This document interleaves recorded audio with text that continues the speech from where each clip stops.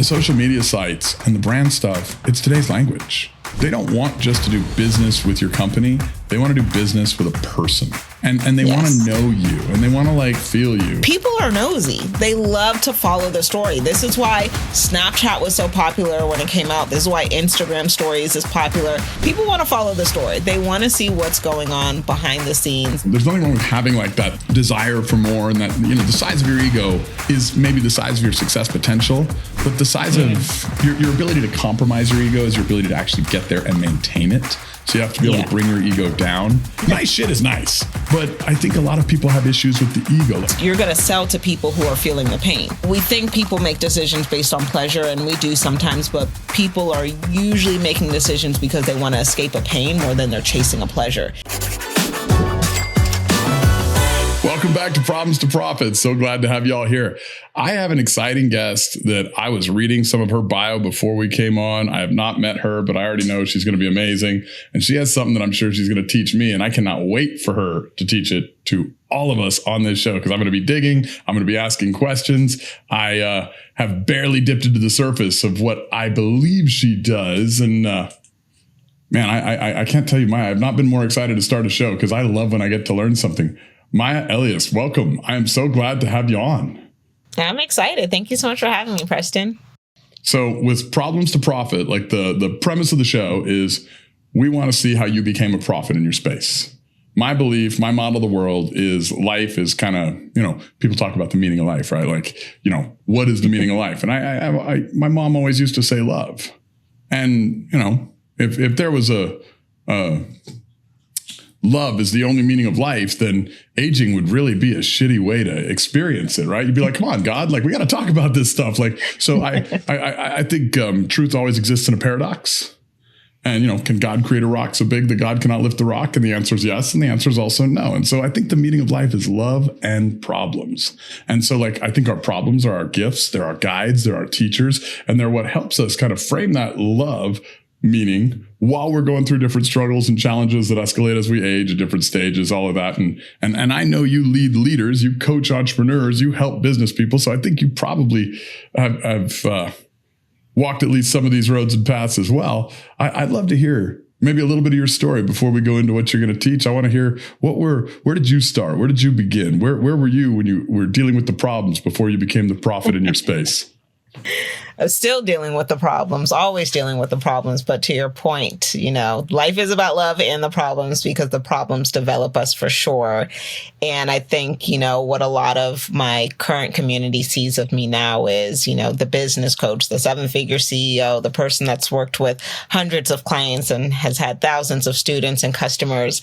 And it's that was not my humble beginnings. And sometimes I think we see people that we admire online and we just assume they woke up one day and all they did was post content for a couple of months and they just blew up. But wait, that's not you?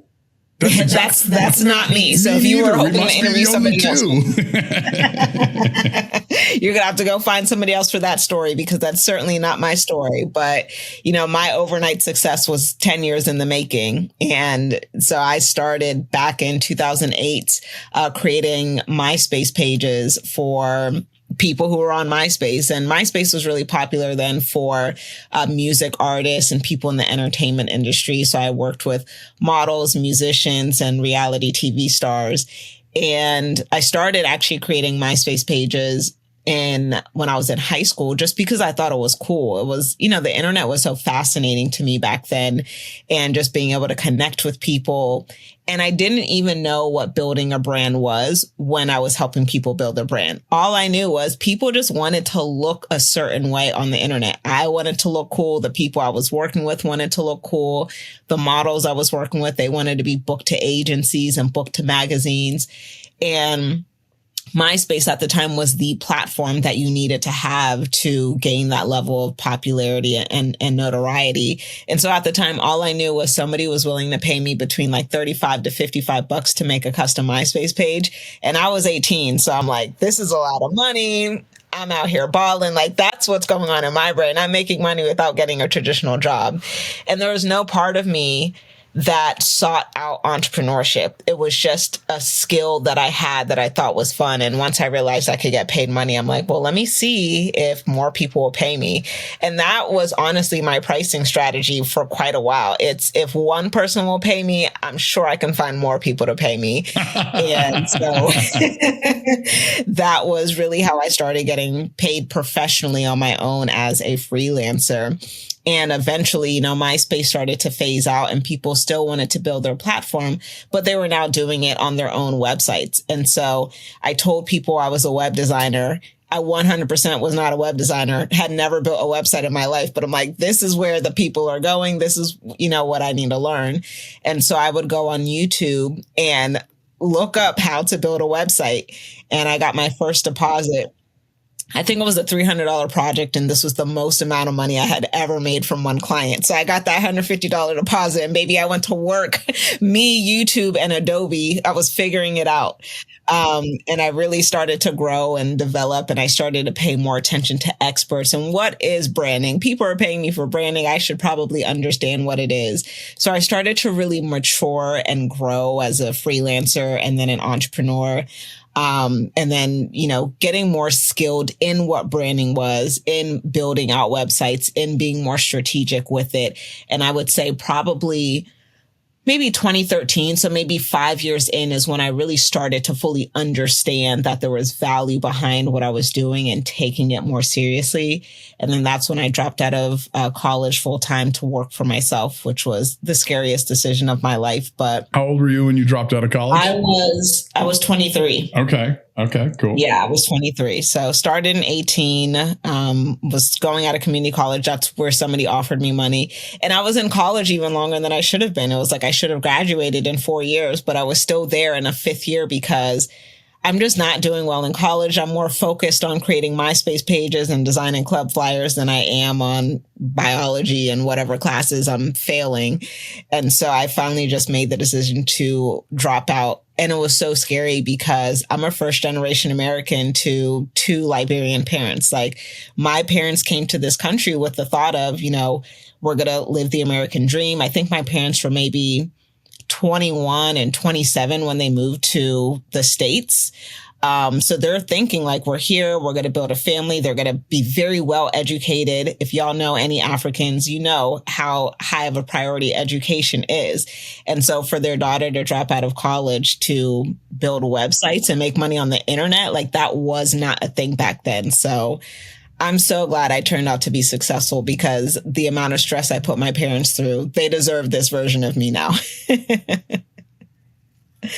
So it's been quite a journey. I mean, being in this space for 17 years now, which is just wild to even say out loud, but going from web design, then learning strategy, coaching my clients on messaging. I discovered my gifting in messaging when people would pay me for websites, but their websites weren't making them money because they didn't know what they should actually say on their website and then how to get people to actually go to their website. So I had to start to study those things. And as I was, making money as a freelancer, I was also blogging about my own journey. And people are like, well, you're building your brand. People are paying attention to your blog. You're getting comments. You're gaining, visibility and popularity. How do you do it? So I started teaching people my strategy. And that's when I called myself, I think I said I was a business consultant. I didn't even know the difference between a consultant or a coach.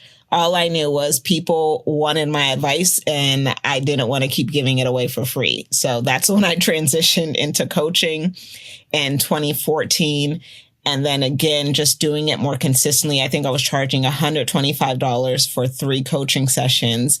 And as I discovered the value in what I was doing and just getting more clients, supporting them and watching them get results, I started to grow as a coach and then eventually went full time into coaching and left design in the past, and the rest is history. I've coached hundreds of women. Now I've increased my pricing. It's no longer $125 to work. I was going to say, I'm ready to book a session. $125. Let's go. So you hit something, right? Well, you hit a few things that I want to dive into because they're interesting. And you said, what is branding? You had to kind of really dial into what is branding.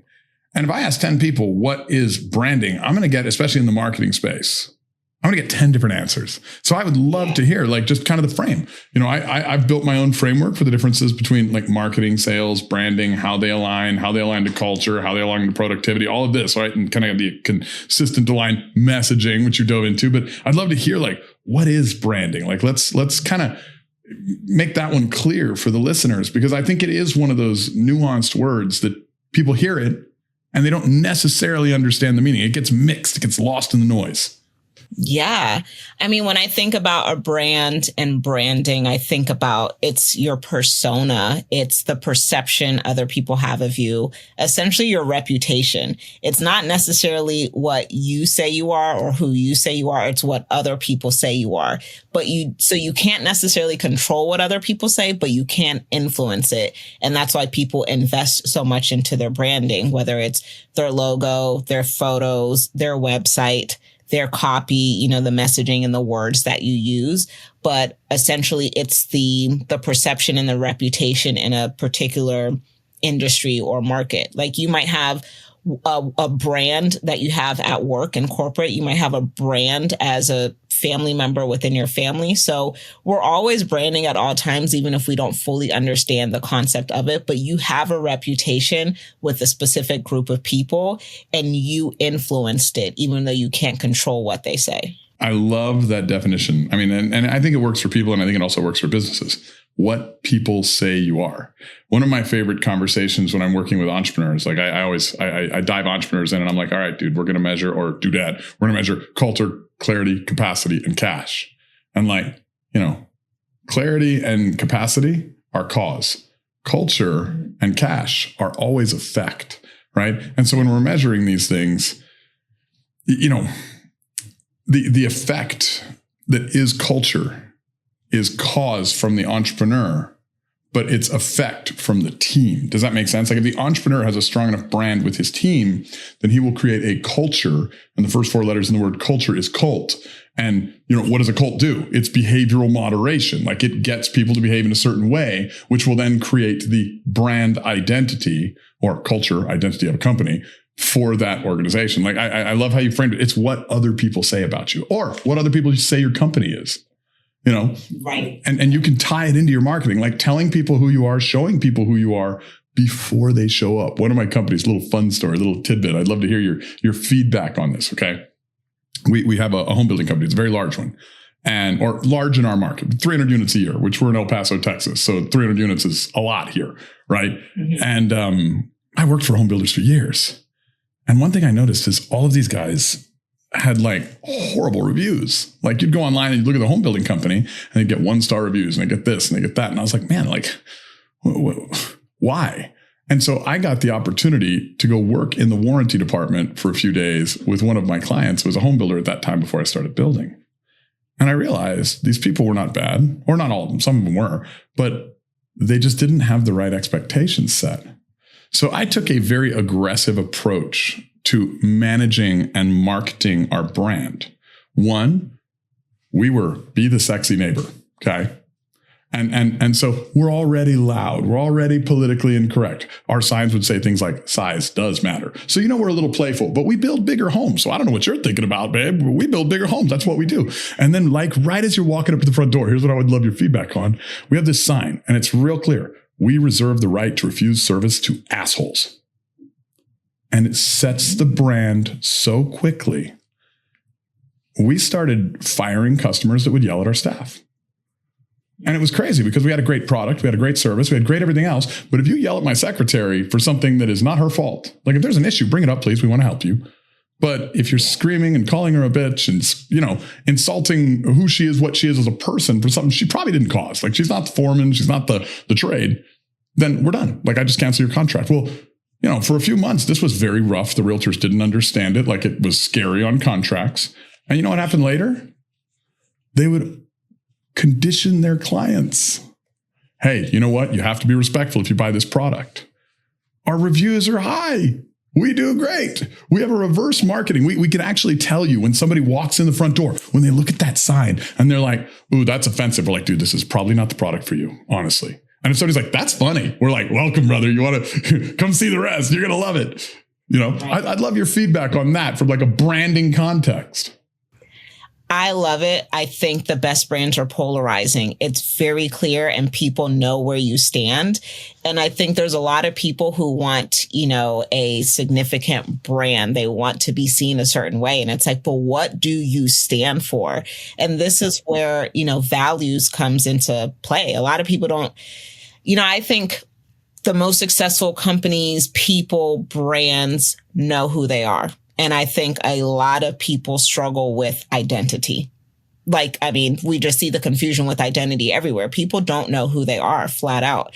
And when I think about identity, when I'm working with my clients, we focus on let's build the CEO, then let's build a business, because we got to build a business around who the CEO is.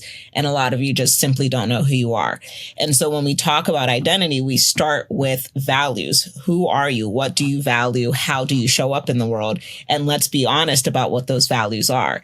And so what I love about what you guys did is that you expressed your values without being generic, like these are our company values. We value blah, blah, blah. It's like, no, we're just not going to work with assholes. We're not going to work with people who complain. We're not going to work with people who are rude. We're not going to work with people who are emotionally unintelligent. It's like you need to know how to express yourself if there's a problem. That's what your values are. And you explained it in fun slogans and in fun ways. And I would even say I know playfulness is a value of mine. It sounds like playfulness is probably a value of yours, even if it's not written down.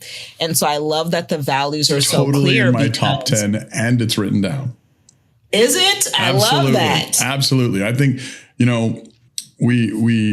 I got to meet a guy named David Green, and he was phenomenal. He owns Hobby Lobby, a debt-free giant company that sells arts and crafts at higher margins than any other business in the retail space, right? And you know what he sat there and told us? He said, you know where a company logo came from?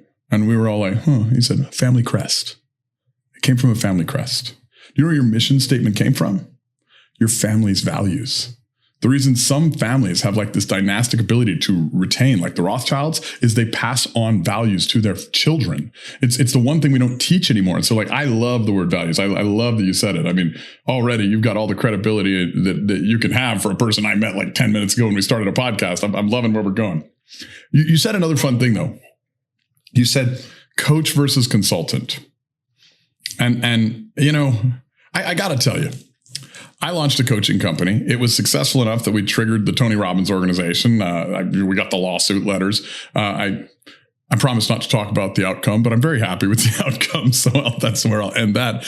But what was interesting is I was just a business guy. I was building homes. I had a brokerage. I had a title company. I had all this stuff. But, I wanted to travel. So I opened a travel agency and a coaching company, and I started coaching. And I kind of felt like after the first year, coaching was just a dirty word to me, to the point that I've started coaching again since, but it took me a few years to overcome that like negative belief around the word coach, just because of the way the market treats coaches. Everyone wants to coach coaches. Like the people that buy the most coaching, I think, are a lot of times the people that call themselves coaches and aren't.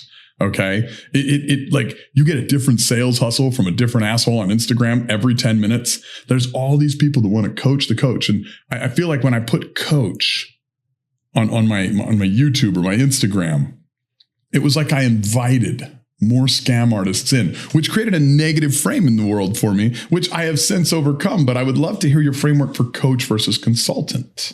Oh, I mean, I definitely understand your perspective. Being a coach and, being a coach for how many ever years and just seeing how things have changed and how there were so many pop-up coaches in the last 5 years, there can definitely be a negative connotation around coaching. And that goes back to brand, right? It's like, what's the brand that all of us that we're responsible for as coaches have played into the negative side of the brand of coaching? And so, as somebody who personal responsibility is another core value of mine. I'm like, okay, what role have I played into the negative feedback around being a coach?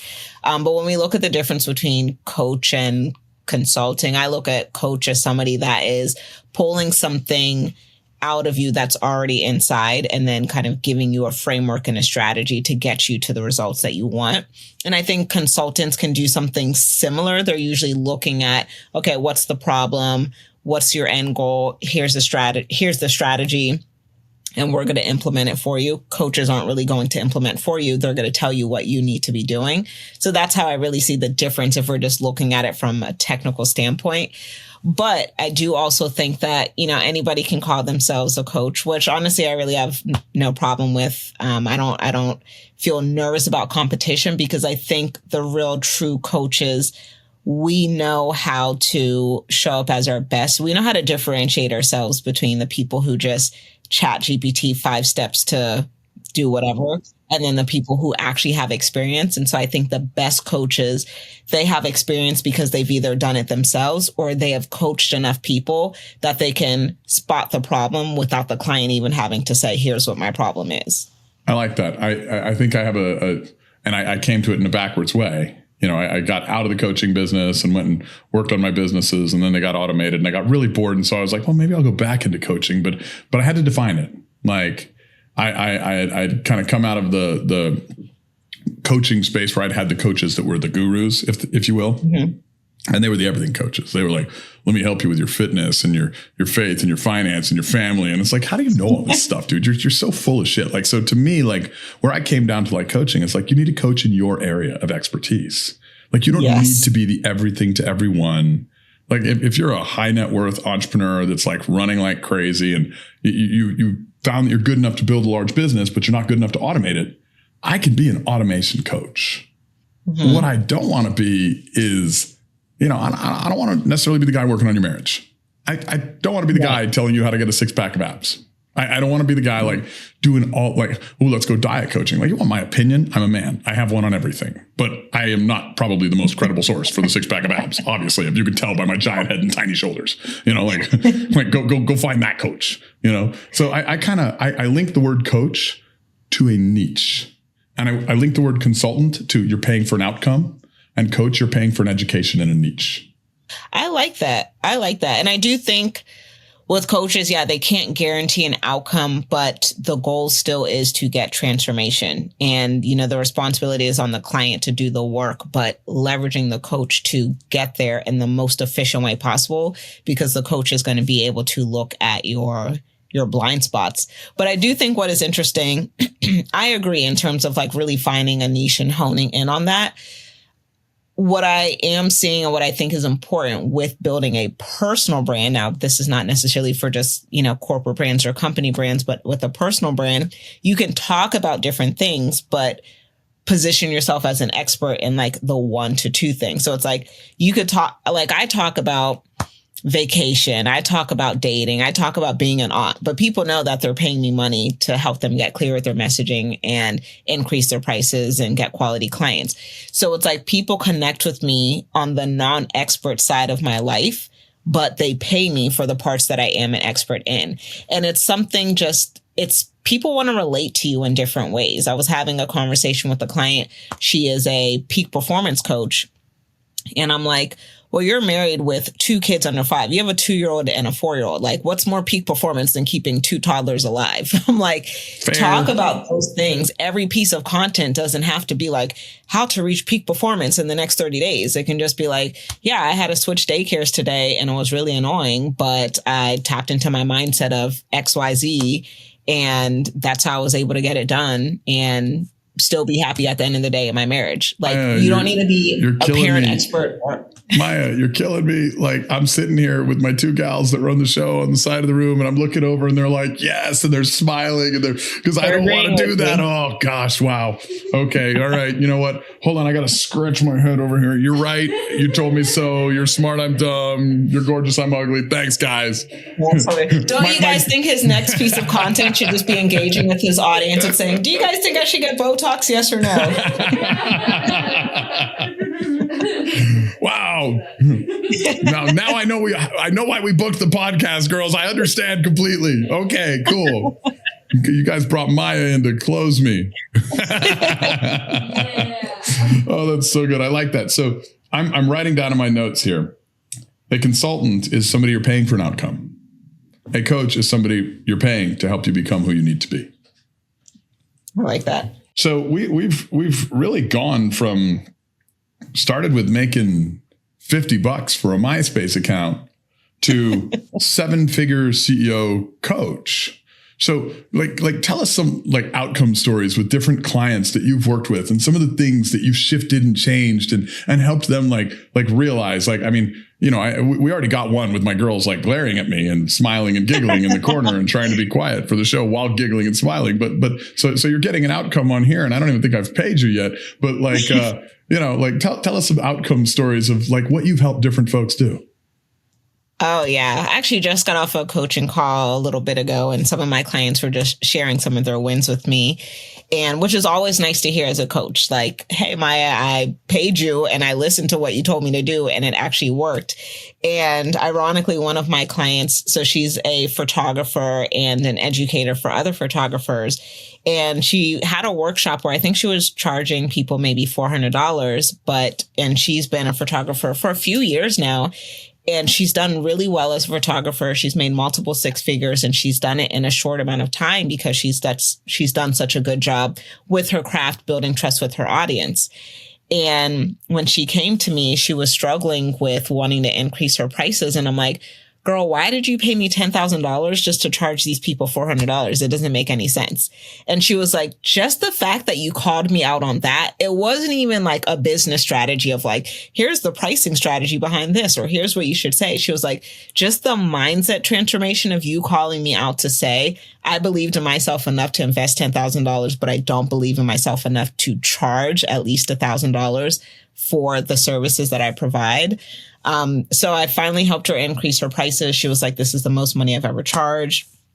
And she did a launch and she booked out on her launch. I think she got like 15 clients at $1,000 or something.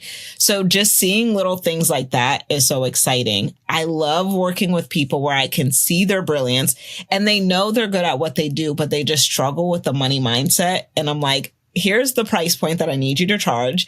Go on this webinar and say these exact words and then come back to me and tell me what happens. And so I did that with another client who she was a graphic designer and she was charging a la carte. And I'm like, girl, please stop with these little $250 projects. Like, you have such a big community and they trust you. And so she launched something, I think, at $1,000 or $1,500. Honestly, she's at a level where she could have $10,000 packages, but I kind of got to stair step my clients sometimes. And she had 51 people sign on to work with her on this new offer we put together. And I just feel so excited when I see that, because I'm like, you should have been doing this a year ago, but since you only just hired me this year, this is when you get the results. But I just get excited to see them get their wins. That's so awesome. That reminds me of a story. I've got a friend, and she's like a world famous psychic medium. She's been on Oprah. Her name's Lisa Williams, and she's cool as hell.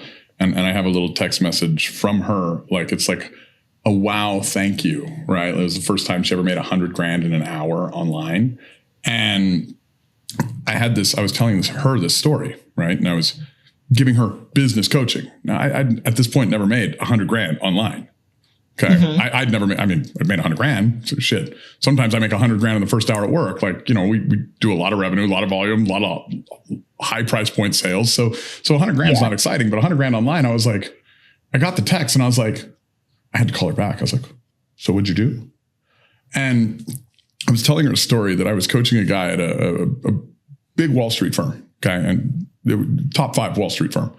And after working with him and working on all the issues that I didn't want to work on because he'd hired me as a coach, right? I gave him this little framework and this formula for like, and it was a competition study, and it was measuring your competitors and doing this and doing that, and 9 different points. It's like 3 different trifectas of measurement and how to tune your business.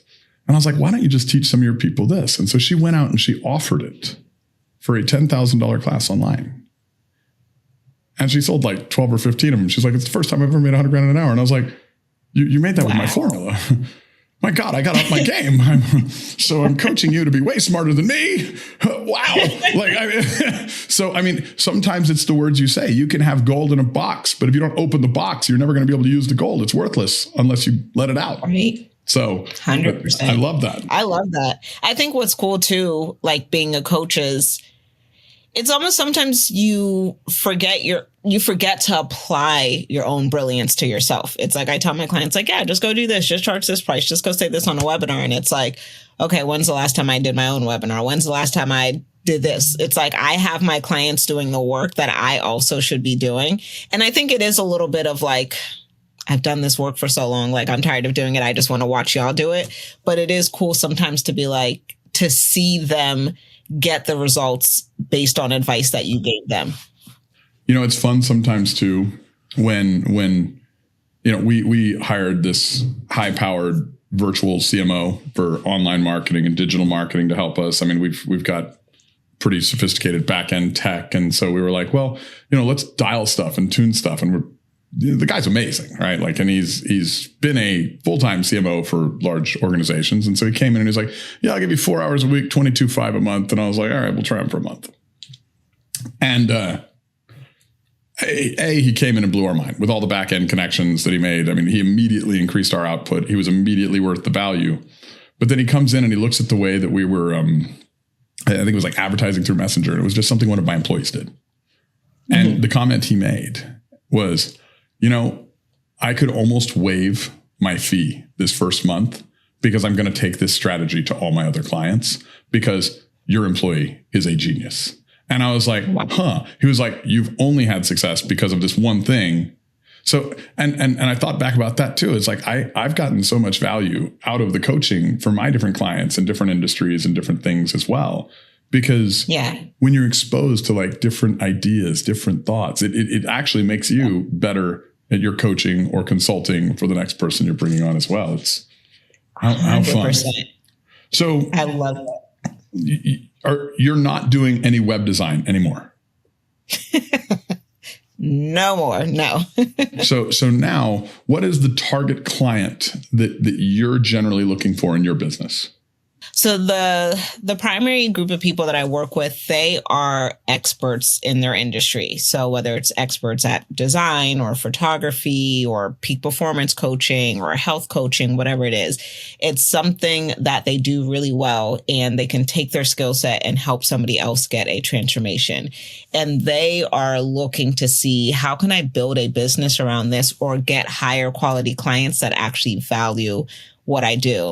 And it's so interesting how we talked about the difference between like consulting and coaching, because when I did run an agency where I would build out my clients' funnels, I would write their copy, I would do their websites, I would do all of their design, I gave them the outcome, right? They had the deliverables of the landing page and the copy and all of that stuff. And it honestly made clients more lazy. And the clients who got the results were the people who paid for coaching, because their identity shifted, to your point and to your definition. You have to shift your identity to get the transformation. And so I love working with people who are already brilliant, but they come in and I shift their identity to think of themselves as a high level service provider that works with high quality clients who respect them and they charge accordingly. So diving into identity, what are you looking for? Have you ever niched out some of the limitations that you're looking for in the identity? Do you kind of have that, like, you already know what you're going to fix on somebody generally when they come in? Like, what are the gaps that you know that you can fill for somebody in the first like 90 days? The life change you're going to give them. Typically, the number one gap is going to be pricing, because a prerequisite of working with us is you have had to have been in your industry for a minimum of 5 years.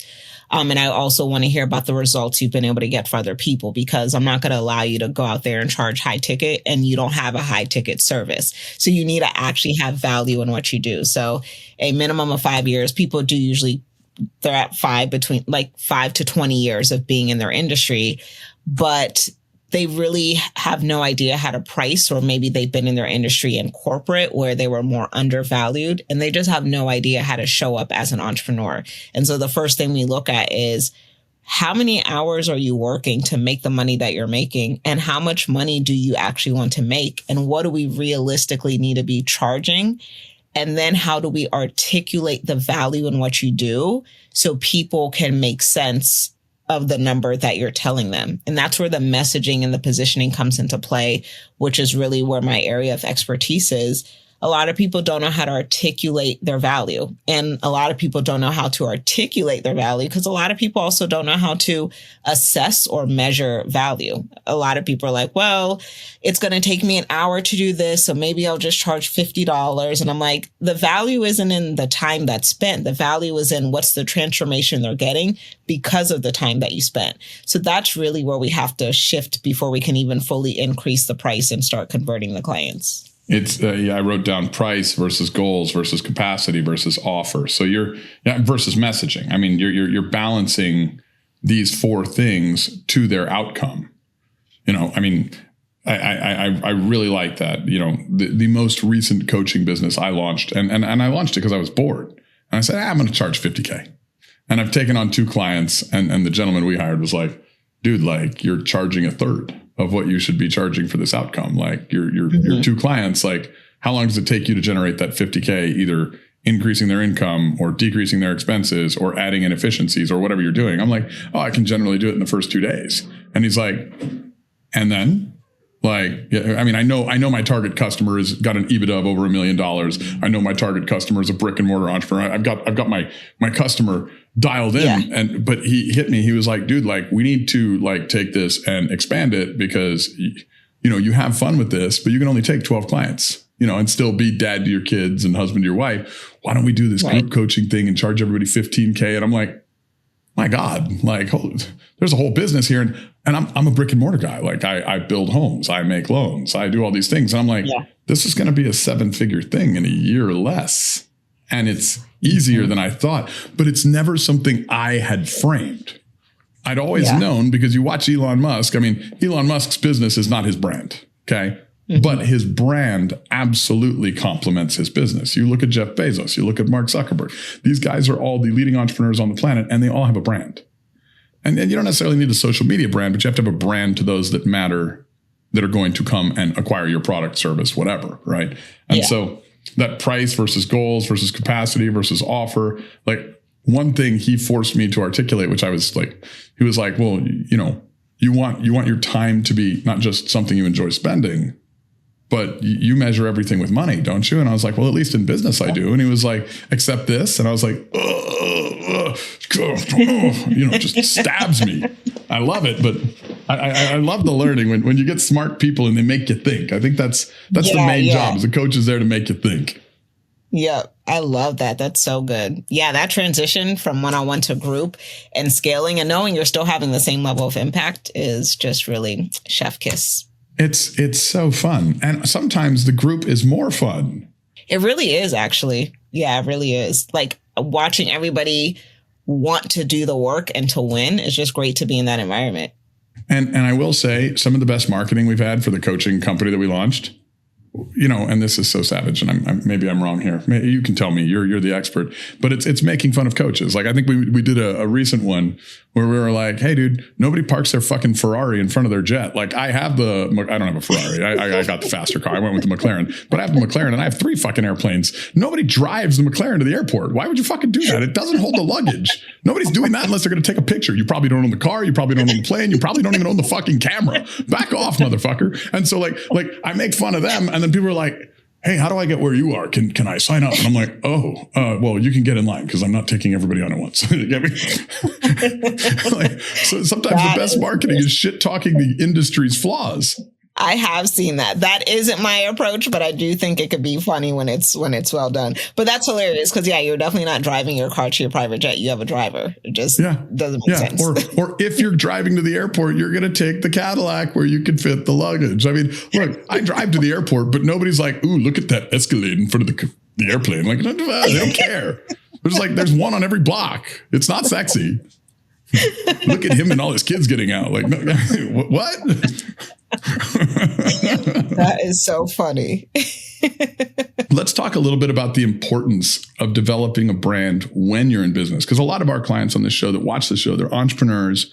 And I think a lot of entrepreneurs, especially the brick and mortar types that really, consume our content, they're I come from humble beginnings. Like I grew up in the trailer park, and thank God have been blessed financially, and, had the psychology mother and the father that tried his hand at entrepreneurship and lost his way and accidentally sold me on becoming an entrepreneur as a result. And the biggest thing that I had to overcome with building a brand, and I think this is very common with like the brick and mortar entrepreneur, is we don't want to like show, I guess, the ego. Does that make sense? Like there's nothing wrong with having, an ego. There's nothing wrong with having like that desire for more, and that, the size of your ego is maybe the size of your success potential, but the size of your ability to compromise your ego is your ability to actually get there and maintain it. So you have to be able to bring your ego down. And a lot of the folks that I think consume this are watching this and saying, well, man, I don't want to look douchey, with the fancy car and the fancy airplane. Like I like having it because let's not lie, nice stuff is great. Like, if you've ever driven a Ferrari and then a Honda, you're like, I don't really want to go back to the Honda. Like the other one is cooler. Like if I need to get into traffic, I can do it like that. And the self-esteem for the Ferrari. Like if my wife gets mad at me, all I have to do is drive around in that car and then park it at the gas station, fill it up. I've got like 3 kids looking at for me, it's the McLaren. And they're like, oh, can I sit in it? Yeah, sure. Take pictures. Have fun. And like, you're the coolest guy in the world and your self-esteem is fixed. Like there's nothing, it's Prozac with 4 wheels. So, I mean, nice shit is nice, but I think a lot of people have issues with the ego. Like can sell us on why to build a brand. What does that add to your life? Kind of share that with the folks that are listening. Yeah. I mean, first of all, I really understand where you are and where a lot of brick and mortar entrepreneurs are. Because I think it's the wanting to maintain the ego, but I think it's two, you guys live in reality. One of my closest friends has built successful brick and mortar companies. He's been doing it for the past 20 years. And when we were working on building his brand, he's like, I just don't understand why I would be taking a picture and then talking about it. Like he's like, I talk to people in real life. He's like, I started when we were doing door-to-door sales, and, I'm literally going door to door. You would see me have flyers, or I'm running ads so people can walk into my facility and have a conversation.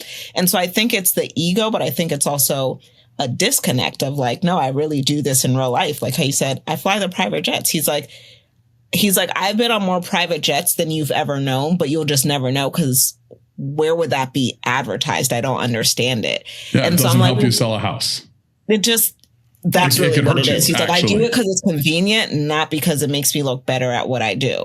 And so I do honestly understand that disconnect. And sometimes I do think when you haven't built an online brand and you just built a successful company, especially brick and mortar, there's this disconnect of, is building a brand just kind of like showing off? And I understand why then we have like the making fun of the coaching space, especially in like the bro marketer space. And I see this more so on the male side than I do with women. I do see some women do it too, but I think it's more of a masculine thing. Guilty of the male side completely.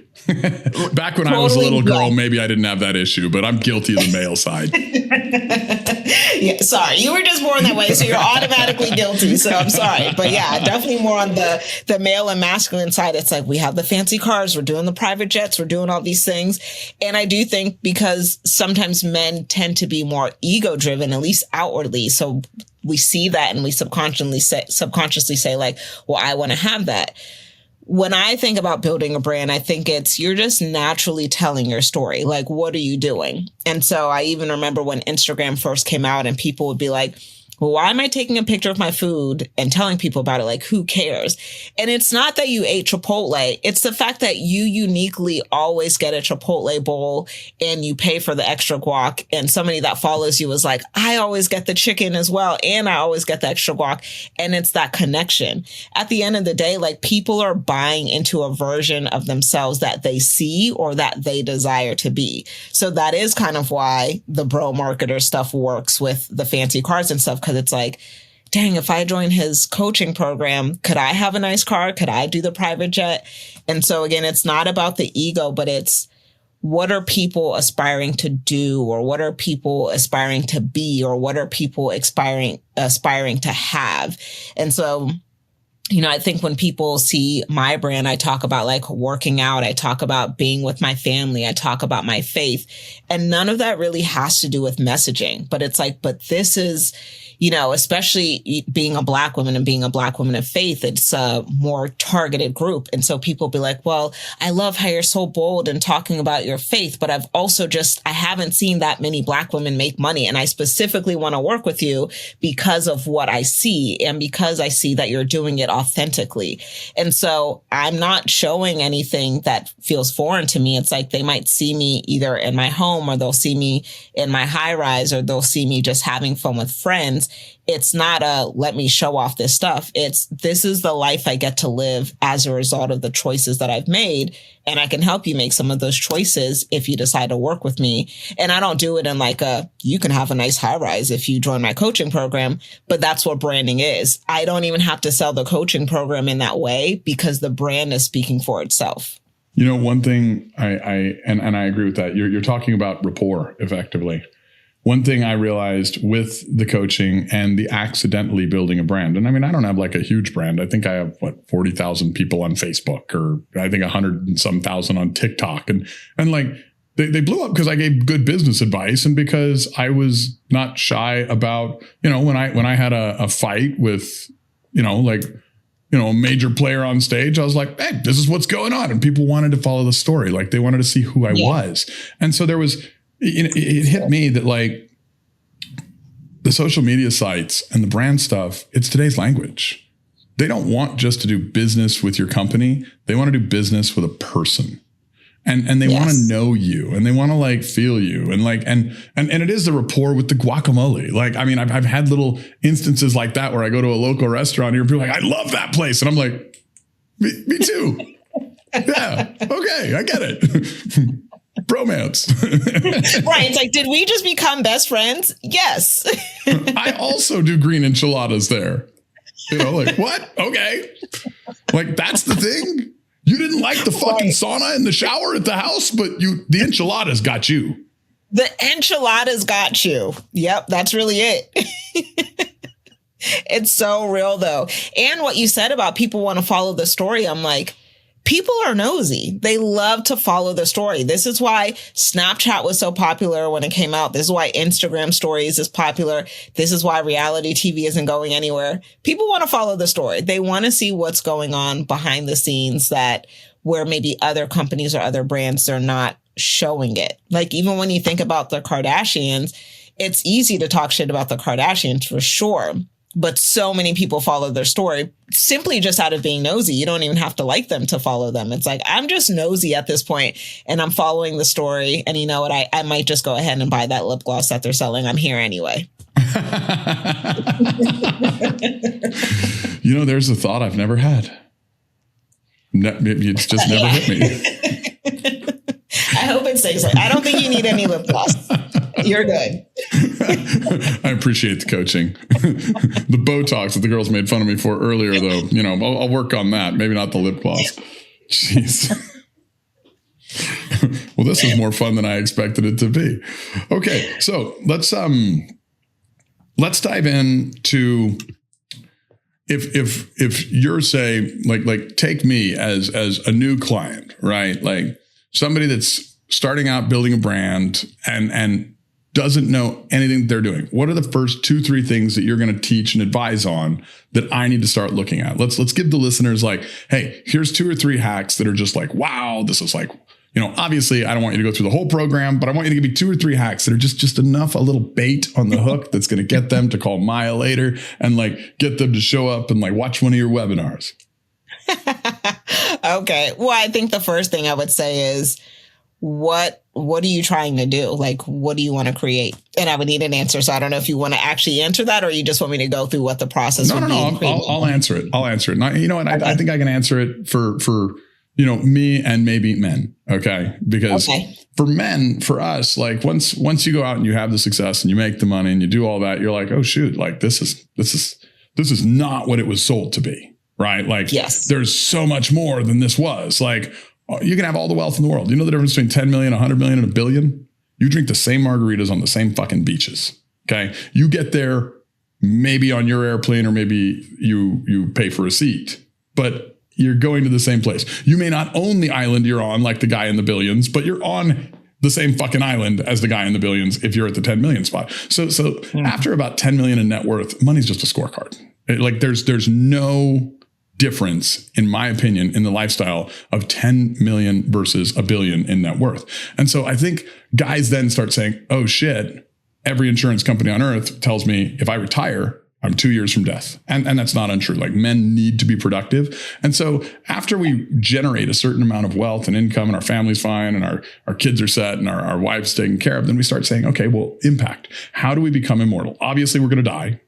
But how do we leave a message? How do we leave something that future generations are going to benefit from? How do we leave something that is our core competency, our core skill set? For me, it's business. It's automating companies. Okay. But for different men, it's going to be different things. But for men in general, I think the goal is live forever in some way. Some aspect of you continues when you're gone. Oh, I really like that. So, well, the question I would be asking is, because, people are coming to me and they're wanting to create like a coaching program or online course, build a brand around their philosophies. And so if you came to me and said that, I would say, okay, are you trying to create a coaching program for men who have created their financial wealth and they've made millions, and they're realizing that they want more meaning behind what they do? So then I would just clarify, like, okay, is this what you're trying to create? Is this what your philosophy is? And is this what you want to teach other people? So I'll just give you mine. Okay. Because I'm kind of giving you broad men, because there's going to be people watching that aren't me. And I'm sure the women are going to be, based on your client list, easier answers. And so I'm going to give you the hard one, since we're not necessarily in the niche, but it's fun anyway, right? For me, I'm an economist, hard knocks economist, not by education, but it's what I study, it's what I love. And I look at AI, I look at quantum computing, I look at robotics, and I look at what companies are designed to do, which is create more efficiency, and what that's going to do to disrupt employment. Okay. And this is an international threat. This is a global threat. Like, what will happen in 10 years that could happen in 2 years? Everybody's worried about what's going to happen in 2 years. It won't. It's going to happen over the next 10 to 20 years, because there's a certain amount of buy-in, but it's already beginning. Is going to be, the larger companies are going to get very, very, very efficient. What does that mean? Less people. So I want to bring entrepreneurship back to the main stage, as it was when people were first generation immigrants, like your parents were. Okay. Back when this country founded and formed, there was no going to work for Walmart. Like, you were the grocer that was buying all the goods from the local farms and selling them and creating a convenience, but you had a small business. You were the farmer. You were the person doing this. You were the person doing that. Everybody had a small business. And unless we figure out a way to create compelling heart-to-heart sales and understand entrepreneurship, at least at its fundamental levels, we are fucked as a society, because there's two competing forces that are coming to hit. Okay. One is mass unemployment. Okay. Two, inefficient governments that have borrowed and spent more money than they can ever pay back. And so there's like the idea that there's going to be this universal living wage is economically bullshit. It's just impossible, because the governments need about 3 lifetimes to pay back the debt, assuming everybody keeps working and paying taxes. Yeah. And then the big businesses, when they get rid of all their staff, aren't going to have people to buy their shit. So we're going to have a small business revolution, whether we like it or not. And I want to make it a little easier with my videos, my courses, and the leaders that I'm training with my processes, for that to absorb into the marketplace, and for there to be less pain and less stress, and something that's already going to be painful. The asteroid's already going to hit. I just want the right people, the right leaders to have bunkers, so that they can go out after it hits and like rebuild society. Oh, I like that. Why am I thinking about what's the show with the zombies? Do y'all know what Walking I'm talking Dead. about? The Walking Dead. I love that show. Did you watch it? Oh my gosh, I love that show. It was such a good show. And I'm like, wow, what would my usefulness be if I was like in there? Like, nobody's going to give a shit about messaging then. I need to know how to like farm and crop for food.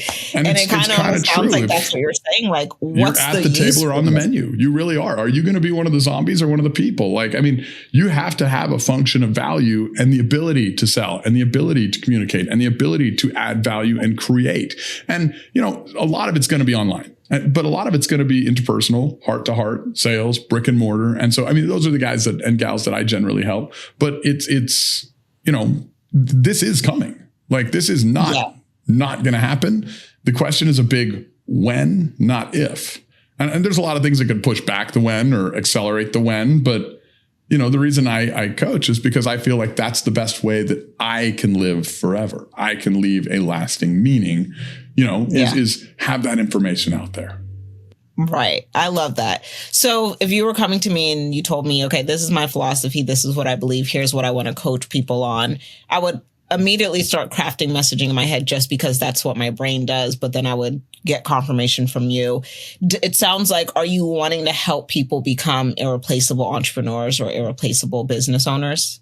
Yeah, I generally focus on small business. So, I mean, when I say small business, it's kind of, my book helps anyone who's starting out. And, my group coaching is anyone who's already in business that's not quite in $1 million. My one-on-one coaching is anybody that's over $1 million in EBITDA. And so, I've kind of built little tiers. My courses and videos and book, they work for everybody. But my group works for everybody that's already started a business, and then my one-on-one is like, if you're already in big business, I could take 12 at a time, which also gives me the ability to be very picky and pick the people that I, resonate with and have rapport with. But, and I'm not actually having any trouble selling it, but it's fun to do this because I'm here. And while you're playing with me, somebody else is hearing this and thinking, oh, wow, Maya can help me with this. Like, let's dive into what I want to create. Absolutely. I want it to be an example where somebody can say, okay, even if I couldn't work with Maya, what would be the question she would ask so I kind of know what to do next? So it's really figuring out, well, what is your it thing? What is the philosophy that you believe so much in that you're like, I have to help people with this now. I have to help people with this today. And helping one person is not enough. And like with you, it's like, I need to help every small business figure out how they can just making sure that they're not replaceable by AI. And we're already seeing people being replaced by AI. And so thinking about what is the philosophy that you believe in now and why is it urgent? What makes it relevant and urgent right now? Obviously, with your niche, we see that it's relevant right now. We're seeing people being replaced left and right by AI, even if it's not I think we're kind of replacing people a little bit prematurely, but it doesn't really matter. It's happening anyway. And then talking about, well, who values this the most? Then I go into audience, right? So we have like your position of like what your stance is. Then we got to talk about the people who also values this, who's going to be most affected by this, who's going to or currently does feel the pain of this, because you're going to sell to people who are feeling the pain. We think people make decisions based on pleasure, and we do sometimes, but people are usually making decisions because they want to escape a pain more than they're chasing a pleasure. So who's being most affected by the possibility or the reality of being replaced by AI? That is who we need to be talking to. And then I think about time frame. Like the value is in the outcome and the transformation. Before we go time frame, I want to compliment you because it's so true. If you go to any sales trainer, anybody who is good at training salespeople, what is FOMO? It's fear of missing out. It's, hey, you need to avoid this pain. The reason that if you go look at the BLS data, the only jobs that we're really creating in this country right now are in the medical field. Wonder why? Because it's easy to sell. They're already in pain, right? So how do you get people to wake up and know that pain is going to come? Like pain is the number one sales tool, but it's how do you articulate it authentically without them perceiving you as the threat? And they see the threat as the threat and you as the solution to the threat while still talking about the thing that is really there. Like you have to be that friend, that guy that's like, hey, this is real. We should talk about it. Yeah. But I do want to help. Yeah. Oh, I love that. That's really good. That's a good point too. Like making sure you're not seen as the threat just because you're talking about the threat. And it has to be real. It's like, it cannot be this made up perceived threat. It's like, no, this is real. This is proven. There's data to show what I'm talking about in the pain here. So definitely speaking on the pain. Fun story real quick. Fun story. Like when I first got on TikTok, I just started dropping truth bombs, right? Like truth bombs about business. And you know what? Go figure. People are interested in that because talk about a COVID recession. Everybody wanted to make money. I started during that time and they were like, what do I do for money? Like, and so they followed my brand. Well, then I made this video and it was all about people working from home, like employees specifically. And I was like, you need to stop asking your boss to work from home. And like, if you are asking your boss to work from home, you are asking your boss to do a cost benefit analysis of your value to somebody in India where there's no payroll tax, no self-employment tax, no Medicaid, no Medicare, no this, no that. They're a VA. They can work from home, their home, just like you can work from your home. And they're going to look at their $4, your $25 in America, plus Medicaid, Medicare, Social Security, all this, and you're out. You're losing. And it was funny. The video got 1 million hits and I lost followers. And so that was a great teacher for me that I need to really, at that point, this is a few years ago, I needed to doctor my message to make sure I wasn't the threat because I looked like this corporate dickhead CEO. I was telling them something that a year or two later turned out to be absolutely fucking true. All these people were like, I'm going to work from home. I'm making $100 an hour. I'm going to go Timbuktu and buy $1 million home. Those are the people getting foreclosed on right now. Those are the people that got replaced. If you were at $100 an hour, they found somebody for $30 an hour in India or Bangladesh or somewhere like that. And that $30 an hour person over there is $150 an hour over here person. So you're fucked. And so I told them the truth, but I looked like the demon. I looked like this rich white asshole, which if you remember COVID, let me tell you what, I didn't know what racism was. We were not rocking with y'all for a little bit. I didn't know what racism was until I realized I was wealthy and white. And I was like, holy fuck, man. I thought minorities were cool. Like, like the gay population's like 5%, the black population's like 5%. Speaking as an economist, I'm a rich white guy. I'm the top 1%. There's only 1% of me. Leave me the fuck alone. And sorry, I make jokes about everything, obviously. But like, I had never gotten more hate from a video where I was telling the fucking truth than at that moment. And I was like, geez, this is crazy. That is so funny. Hey, I put the FU in funny. Oh man, that's hilarious. It's like, we're already going to be pissed because you're a white guy. So just don't piss us off even more.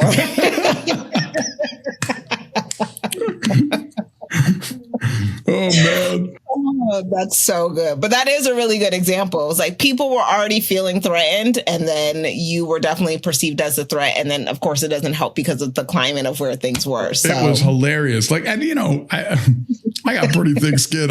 I'm like, all right, what should I learn from this? Well, no amount of makeup's going to change this shit, So either I need to be quiet or I have to be a little more sensitive or just radically fucking honest. And anybody that got close, they were like, wow, this guy's real. He's legit. There's nothing but love here. But on a 30-second video, maybe I won't figure out who the fuck he is. Right. Yeah. Well, that's also the risk with brand, right? It's like, you got to risk people not really fooling with you like that. And to my point that I said earlier, like when you're building a brand, you're going to have to be polarizing sometimes. And polarizing doesn't mean intentionally being an asshole. It doesn't mean like, let me be offensive on purpose, but it really is like, this is my clear stance. And the people who agree and rock with it or want to see a level of transformation in my perspective will be attracted to it. And you're also going to repel people. So that was definitely an example of what that was. And then we weigh the cost of like, okay, am I strategically repelling people or am I really pissing people off that I desire to help? There's a benefit to repelling some people. Like my sign, we reserve the right to refuse service to assholes.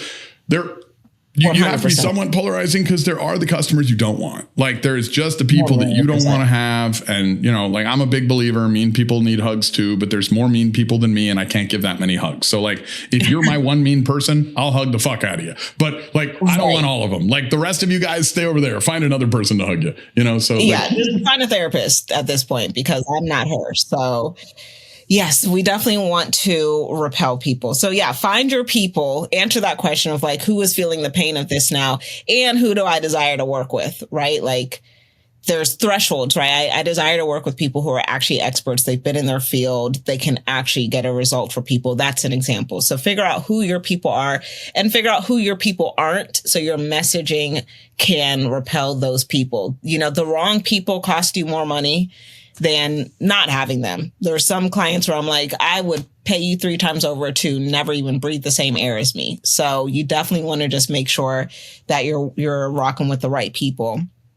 And then when you're positioning the value of what you do, we talked about the sense of urgency around what you do, thinking about, well, what is the time frame that they can learn what they need to learn, or that they can get the results that you want them to get. So is it an 8-week program? Is it a year-long program? Like, we want to make it seem possible for them. Yes, there's going to be challenges and all that working with you, but does it feel like it's possible if they get access to your system, access to your blueprint? So that's how I would approach it. If somebody came to me and said, I have this idea, I want to work with you, what are the first 3 things we do?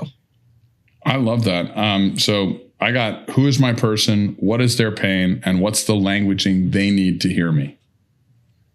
Which I mean, so, in a lot of cases, that languaging, a lot of the haters did attract my fans. Because some of them that weren't repelled wanted to stay and fight. But then the people that were in their networks that saw me because they had commented or whatever saw me as well. And they're like, and it was, you know who your fan is? The one that fights the people that fight you.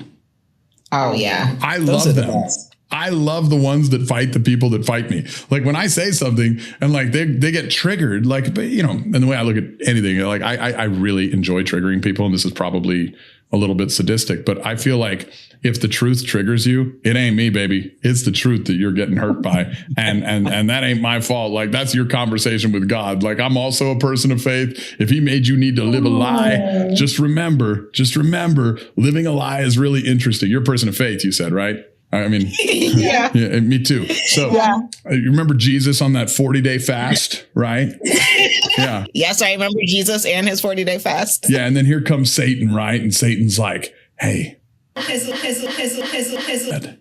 know what Jesus said? He says, get behind me, Satan. Well, you know what Satan means in ancient Aramaic, right? What's that? Crazy thought. Which demon do you need to exercise?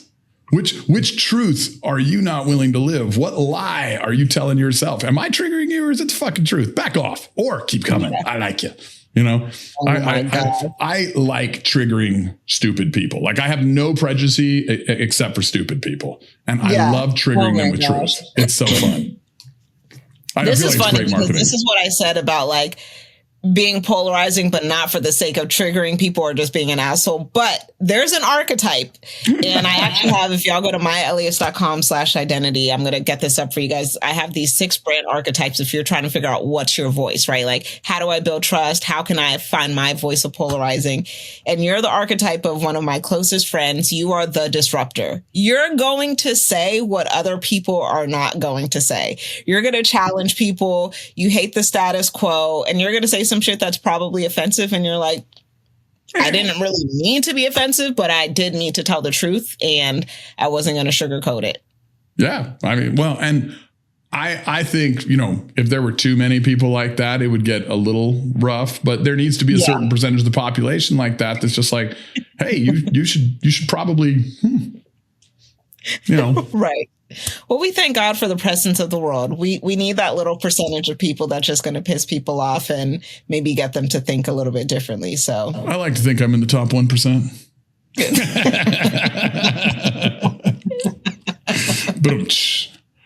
Oh my gosh, Maya, this is great. I am so grateful to have had you on the show. Thank you so much for coming on. I want people to find a place where they can get a dose of your energy, where they can come and learn how to build a brand. I think it's such a critical need.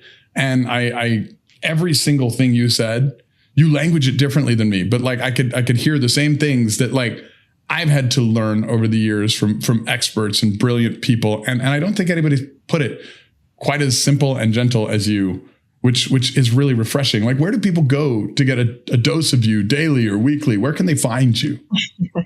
Thank you so much. So on social media, I'm always on Instagram at Maya Elious, MayaElious. And if you want to watch me live, you want to ask me questions live, go to mayaelious.com/evolve, where I do a weekly webinar teaching you how to reinvent your brand and create amazing messaging and offers in a business model that you are excited about. So I would love to have you.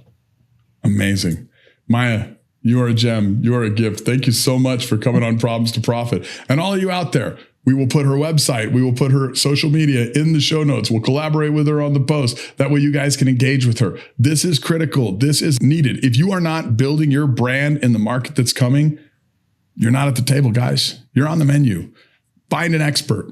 Find somebody. If it's not Maya, find somebody. But I've not heard many people put it anywhere near as simply and easily as Maya put it. So Maya, thank you so much. You're a rock star. Have an amazing day on purpose.